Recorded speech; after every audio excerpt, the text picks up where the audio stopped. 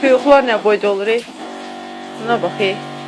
Bir toyuğa 400 qramı şapbulladır, ey, buradan o tərəfə.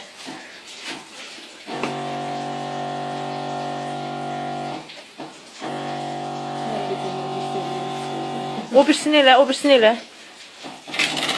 Bəs, bəs, o birisini elə.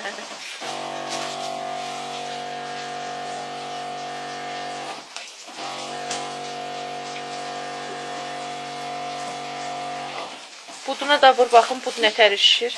Əlini çək.